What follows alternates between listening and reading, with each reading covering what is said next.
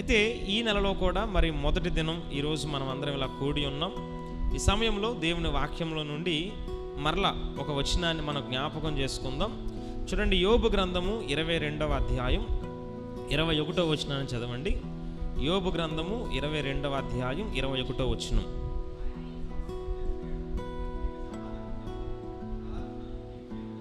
చాలు. ఇక్కడ దేవుని వాక్యం ఏం చెప్తుందంటే, ఆయనతో సహవాసము చేసిన ఎడల నీకు సమాధానం కలుగును, అలాగున నీకు మేలు కలుగును. చూడండి, దేవునితో సహవాసం ఎప్పుడు కూడా అది మేలే కలిగిస్తా తప్ప అది ఎవ్వరికి నష్టాన్ని కలిగించదు.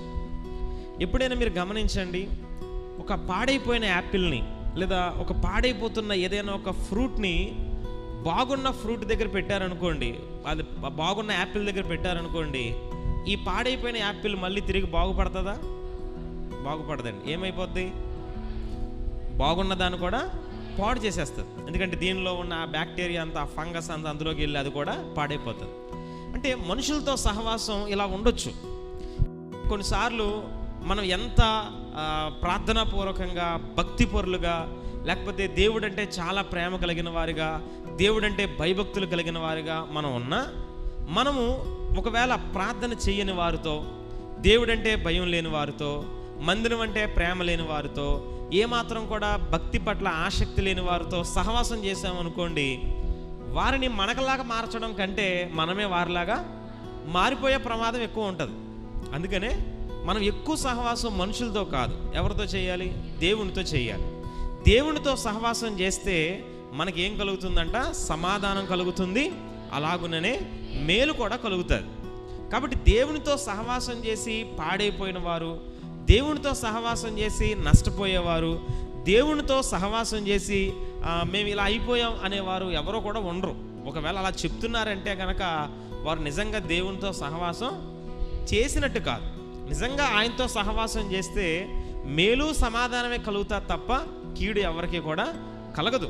అబ్రహాము చూడండి, అబ్రహాము దేవునితో సహవాసం చేశాడు. దేవుడు ఆయన్ని నా స్నేహితుడని పిలిచాడు.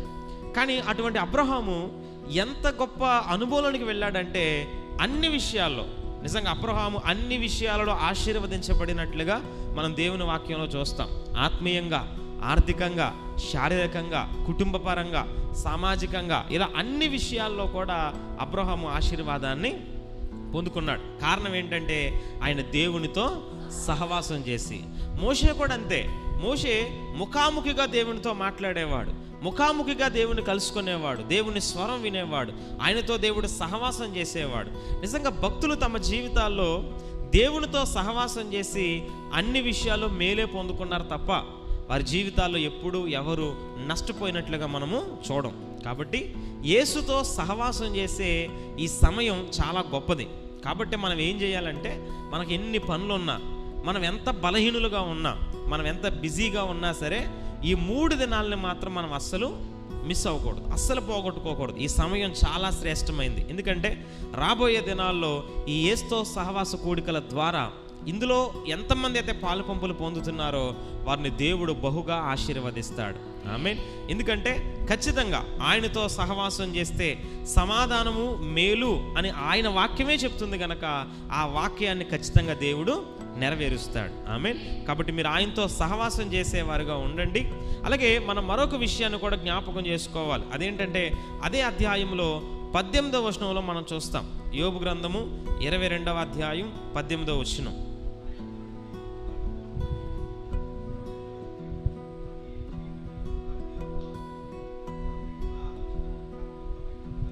చాలు.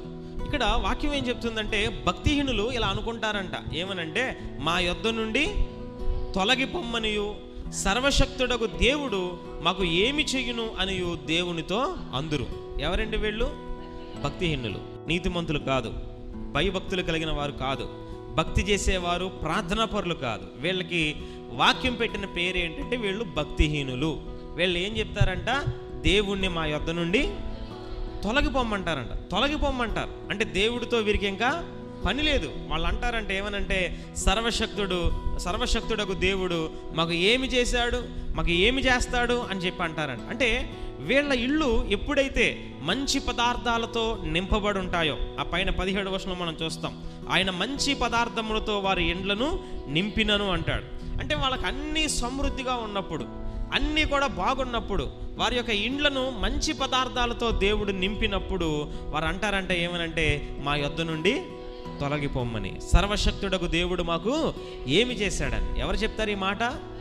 భక్తిహీనులు చెప్తారు. కానీ అక్కడ భక్తుడు అంటున్నాడు ఏమనంటే, అటువంటి ఆలోచన నాకు దూరమగును గాక, అటువంటి ఆలోచన నాకు దూరమగును గాక అని చెప్పి ఆయనతో సహవాసం చేస్తే నాకు సమాధానం కలుగుతుంది, మేలు కలుగుతుందని చెప్తున్నాడు. కాబట్టి ఈ 3 దినాలు కూడా యేసుతో సహవాసం చేయడానికి మీరు సిద్ధపడి రండి. ఆయన మీకు సమాధానాన్ని, మేలుని కలిగిస్తాడు. భక్తిహీనుల వలె ఆయన సహవాసాన్ని దూరం చేసుకోకండి. మాకు దూరంగా ఉండమని దేవునికి ఎప్పుడు మీరు చెప్పకండి. అసలు మీరు చెప్పండి, దేవుణ్ణి దూరం చేసుకుంటే బ్రతకగలమా? బ్రతుకుతామండి, చక్కగా భోజనం చేస్తాం, అన్ని పనులు చేసుకుంటాం, అన్నీ బాగానే ఉంటాయి. కానీ ఒకానొక రోజు అనిపిస్తుంది ఏమనంటే, నేను దేవుణ్ణి దూరం చేసుకొని ఎంత నష్టపోయాను అనిపిస్తుంది. చూడండి, బైబిల్ గ్రంథంలో నయోమి అనే స్త్రీ మనకు కనిపిస్తుంది. ఆ నయోమి తన భార్య, తన భర్త, తన పిల్లలందరూ కూడా కలిసి కరువు వచ్చిందని యూదా బెత్లెహేముని విడిచిపెట్టి ఎక్కడికి వెళ్ళిపోయారు? మోయాబుకు వెళ్ళిపోయారు.